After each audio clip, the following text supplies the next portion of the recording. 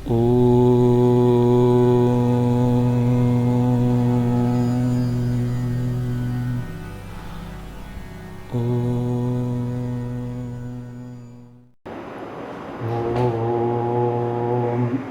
Gurubhyo Namaha Harihi Om. Suddhaspadiga Sankasham Shuddha Vidya Pradayakam Shuddham Purnam Chidanandam Sadashivamaham Shraye Shankarupena Machittam Pankikritam Abhodhyaya Kim Kariyasya Samaya Shankaracharya Mashraye Sadashiva Samarambham Shankaracharya Madhyamam Asmadacharya Paryantam Vande Guru Paramparam Shruti Smriti Purananam Alayam Karunalayam Namami Bhagavatpata Shankaram Loka Shankaram Bharati Karunapatram Bharati Padabhushanam Bharati Padamarudam Bharati Tirthamashraye Vidya Vinaya Sampannam Vitaragam Vivekinam Vande Vedanta Tattvajñam Vidhushekara Bharati Mala Sudha Kumbha Vibhoda Mudra Vidya Virajat Karavarijata Apara Karunya Sudhamburashim Sri Sharadambam Pranatosmi Nityam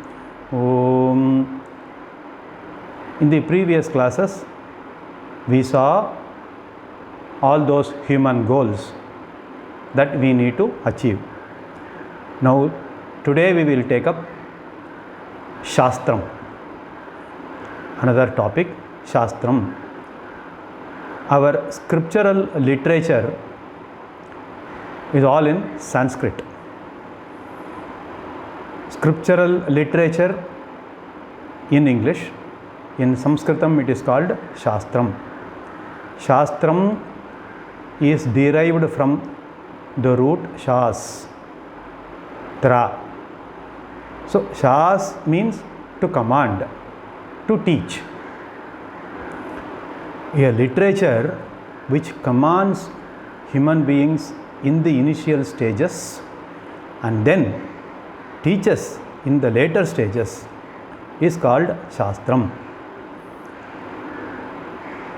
By commanding and teaching, the literature, the scriptural literature helps the human being and it saves us from all the problems. Trai is called to save. Shās Trai. So, Shāstraha. Shāsanāt Trāyate Iti Shāstram. Therefore, a scriptural literature which initially commands and later on teaches in order to save the humanity from all its problems is called Shāstram. Now, Adi Shankaracharya compares our Shāstrams with mother. A mother, in the initial stages, her child gives a lot of problems. So even when she teaches, when she tells softly, the child doesn't understand. Therefore, in the initial stages, mother commands her child. Sometimes she threatens the child also, because the child at the initial stages is not mature enough to understand his or her mother's commandments. Therefore, initially, mother is so compassionate, she teaches the child. Initially, she commands the child to do, and what the child should not do also, she commands. And then once the child grows in maturity, in age, then slowly she teaches. Similarly, our scriptures, scriptural literature, Shāstram, initial phases of human life, human beings, they command. And then once the human being gradually grows in maturity ladder, picks up maturity, then the same literature is so compassionate to teach them and to enlighten the human beings also as to what is the fact of life, the real self. That is the teaching of our Shastra. Scriptures are the body of literature that helps a person in the fulfillment of the two groups of human goals which we saw in the previous classes. That is Preyaha and Shreyaha. these two are the groups of human goals, which we saw in detail. Scriptures help us to achieve these two goals. That is the connection between Purushartha and Shastram. Therefore, I have taken up Shastram now. Scriptures have come to help humanity, not to bind it. People should not be scared of the scriptures or Shastram. They need not be, they should not be. Because the objective of scriptures is not to bind our humanity, not to create problems, not to restrict freedom of human beings. They do not impose themselves on us. It is a very free society. Ours is a very free society. See, we can compare this Shastrams to some extent to may I help you, may I assist you counters, which we normally see in airports, railway stations, or big bus stands. The counters are there with people. Those who want help, those who are new to a particular airport, those who are bewildered, they don't know what to do, how to go about, and all those, they can approach. It is up to the people to approach the counter to seek their help, assistance. Then the person at the counter is happy enough to guide them properly. Otherwise, a person who is at the counter, he is not calling everyone by name, come here, I will help you, what is it you want, and all those. They don't ask and they don't trouble people. If we can manage with ourselves, it is fine. They wish us good luck. They don't interfere with us. But for those people who seek help, who want help, who approach the counter, they get the help from the counter person. Similarly, our Shastram also, scriptures, do not force themselves, but they make themselves available for those who care to seek the help from the Shastram. Our Shastram, so voluminous one, it is very vast, it is deep, wide. One person cannot complete reading all the Shastras in one Janma. Why one Janma? Even if we take many Janmas, it is very difficult, it is impossible for one person to complete all the Shastrams. That is the depth and the breadth and volume of our scriptures. Whereas in other religions, Western religion and all those other religions, their scriptures are very small. Maybe a person can read within one day or maximum 2 days. That's all. There is nothing more to read. Whereas here we have lots and lots of volumes of books. Our entire scriptural literature, for easy understanding, can be divided or can be structured as into 6 groups. I can say that we can categorize them into 6 groups. One is, the first and most important is Vedic literature, Vedas. They are very, very vast. Vedas contain thousands of mantras. Once again, these Vedas are segregated into 4 groups. We all know Rig Veda, Yajur Veda, Sama Veda, and Atharva or Atharvana Veda. Rig Veda contains Rig mantras. They are in the form of metrical composition. Metrical means poetic compositions, or it is called Padyaha. Yajur Veda consists of Yajur mantras. These mantras are in prose form, are called Gadyam. Samaveda is in musical form. They contain Sama mantras. They are in musical form. In fact, people say that our Indian music is derived from Samaveda. It is called Sama Ganam. We don't say Rig Ganam or Yajur Ganam, but only when people chant Samavedam, we say Sama Ganam. And the last one is Atharvana Vedam or Atharva Vedam. It consists mostly of mantras given, identified by mainly two rishis, Atharva Rishi and Angyaras Rishi. These two are the principal contributors for Atharvana Vedam. These Vedas are all full of mantras. Mantras are nothing but Vedic composition. They are meant for inquiry, analysis and assimilation. Mananāt Trāyate Iti Mantraha. They are meant for mananam, analytical study, it helps. And Trāyate is once again to protect humanity from problems. Mere repetition or meditation of mantras will help save, protect a person from all the problems.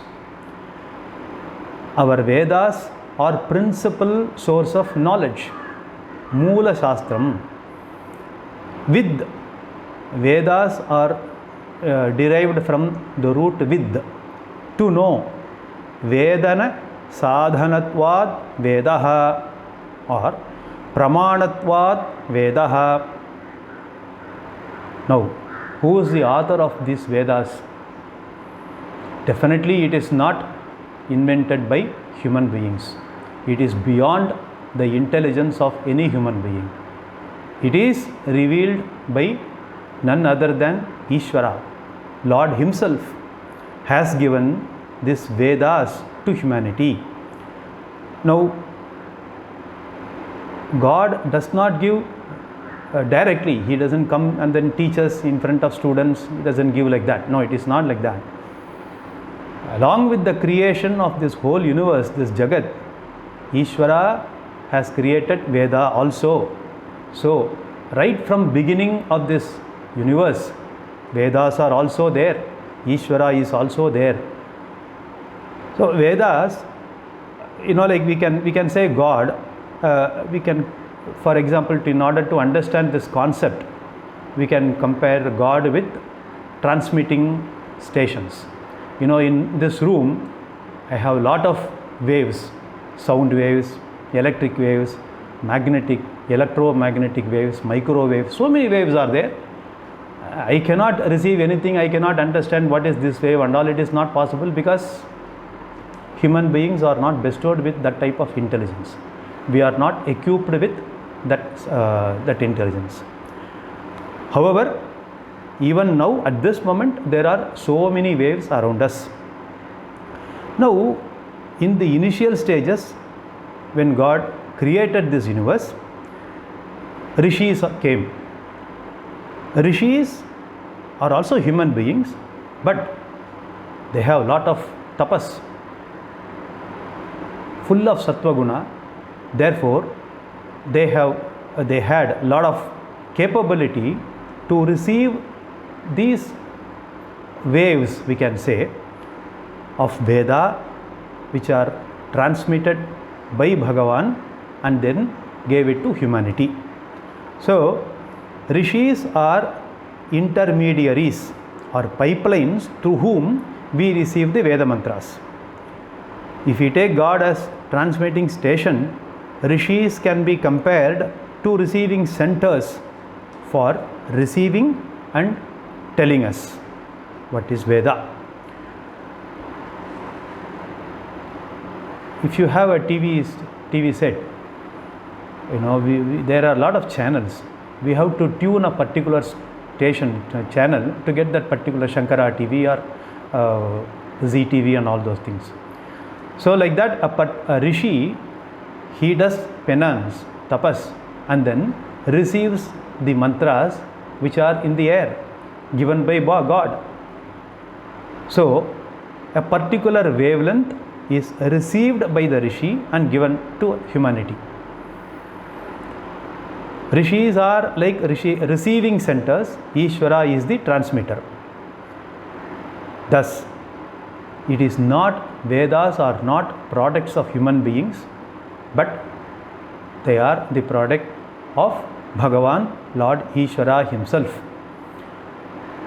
Because they are identified and received and given to the humanity, rishis are called mantra drashtaraha, seers of mantra, and they are not mantra kartas. This has to be understood very clearly. Hence, Vedas are called Apaurusheya Shāstram. Paurusheyam means that which is invented by human beings, that which is created by human beings, it Paurusheyam.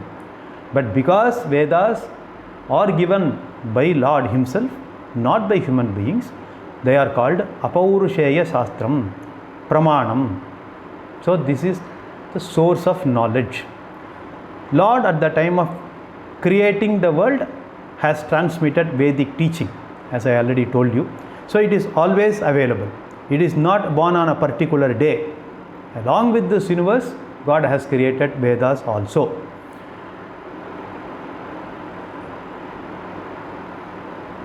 There were many rishis, and while chanting Vedic mantras, we express our gratitude to a particular rishi who received the particular mantra and gave it to the human beings. Say for example, before chanting Gayatri mantra, which was received by Vishwamitra Rishi, we say in our Sandhya Vandanam, Savitriya Rishi Vishwamitraha Nujrit Gayatri Chandaha Savita Devataha. So here we identify the Rishi who gave us the particular mantra. Here Gayatri mantra is given by Rishi, Vishwamitra Rishi, and the Chandas or meter is in Gayatri Chandaha, Nujrit Gayatri Chandaha. And who is the Devata? Savita Devata. So before chanting any Vedic mantra, it is customary, it is very natural for us to identify the Rishi, Chando, Devata, Smaranam. We have to think, we have to pray these three. That is Rishis, Chandas and Devata before starting any Vedic mantra. These Vedic mantras, Vedas, are given out by Lord, received by Rishis, and then Rishis have in turn passed it on to next generations and so on.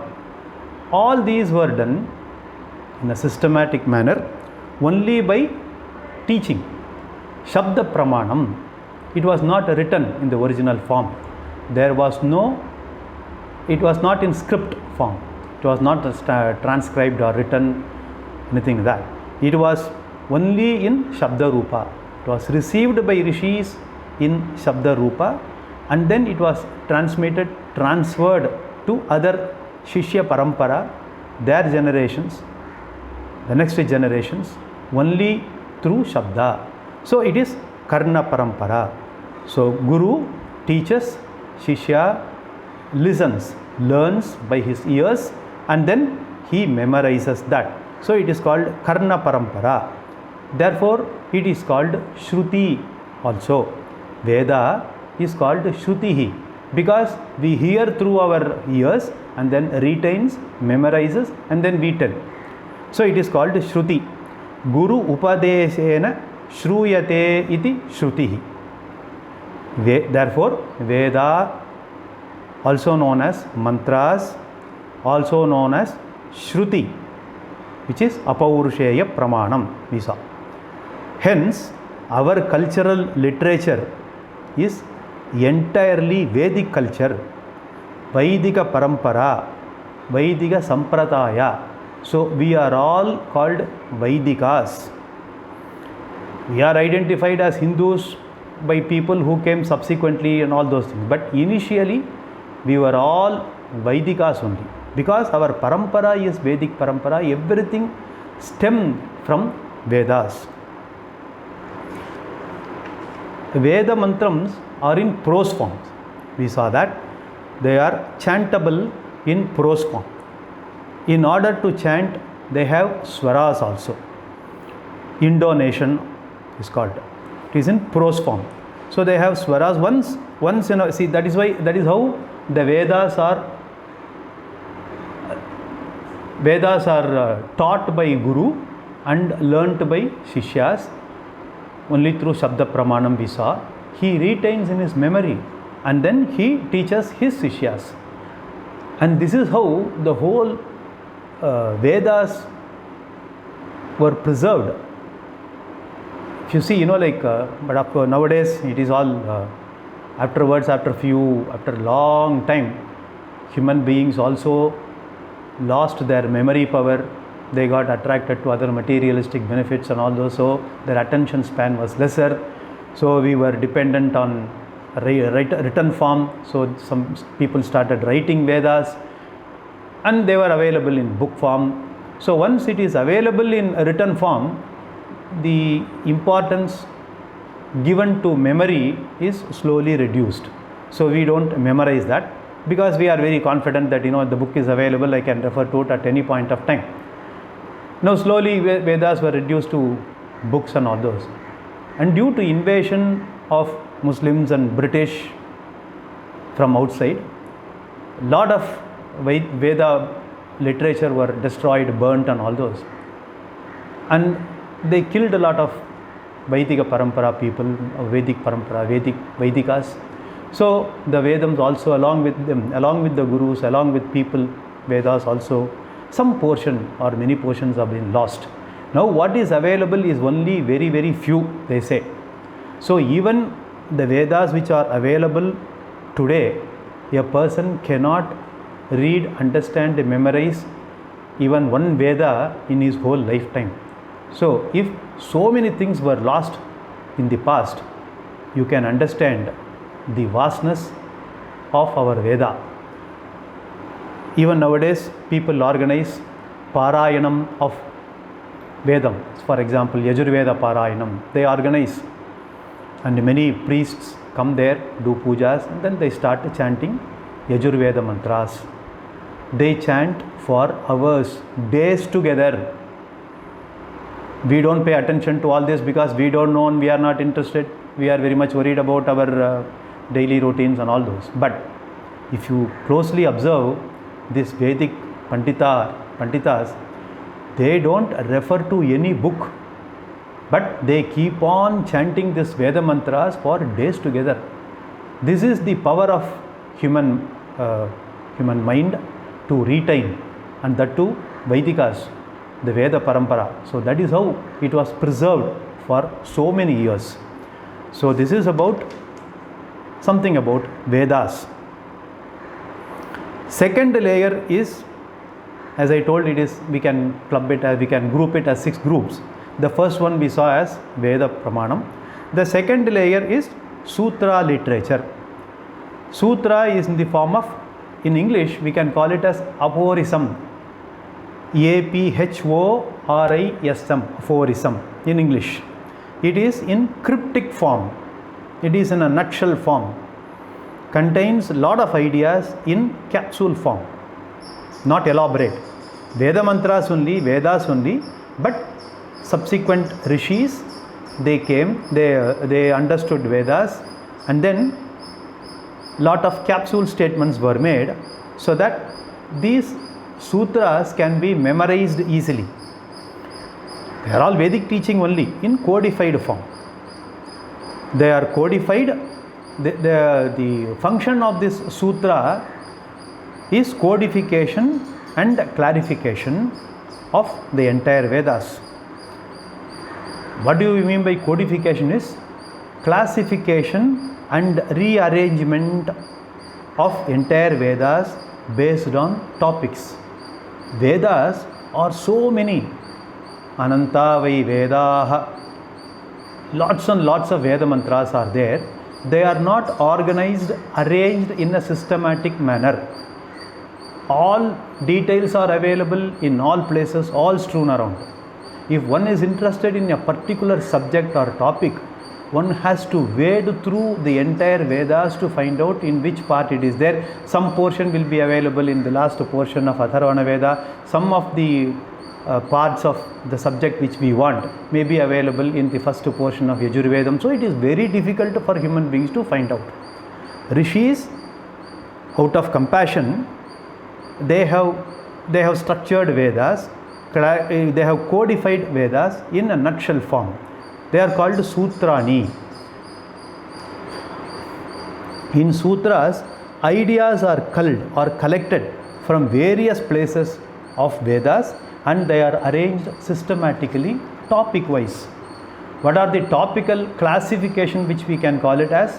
The duties and responsibilities, first of all, of an individual values and growth, or you can find it in, they all can be found in Dharma Sutrani, is called, that particular sutra is called Dharma Sutram. And then family values, family responsibilities are contained in Grihya Sutrani. Then at a bigger level, society centric activities, very big rituals, very big functions and prayers for national and international level also, universal prayers also for universal harmony, peace and prosperity, they are all contained in Shrauta Sutrani. So these are all, as I said, in capsule form. Many rishis have written these sutras.